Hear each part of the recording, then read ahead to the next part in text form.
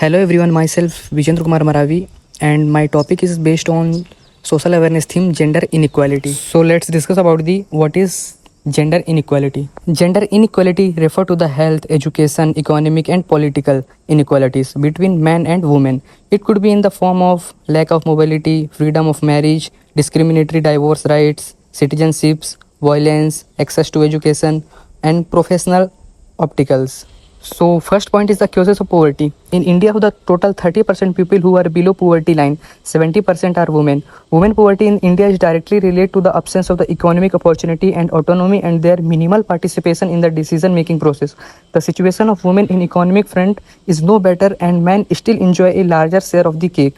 Those poverty stand at the root of the gender discrimination in our patriarchal society, and this economic dependence on the male counterpart is itself cause of gender disparity. So second point is causes of literacy.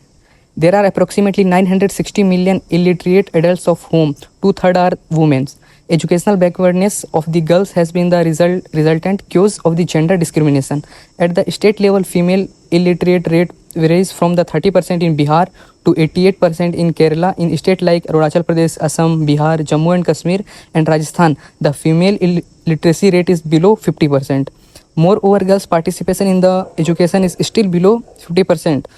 Gender difference is the enrollment are prevalent in all the state of all levels. They are not able to realize full identity and power in all spheres of life only due to illiteracy. Third point is lack of employment facilities. In both rural and urban India, women spend a large proportion of time on unpaid home sustaining work.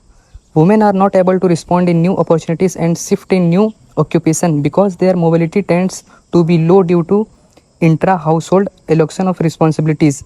Right and obligation within a household are not distributed evenly. Those women are not able to be economically self-sufficient due to unemployment, and their economic dependence on the male counterpart is itself a cause of gender disparity. So these are the three main reasons. Thank you.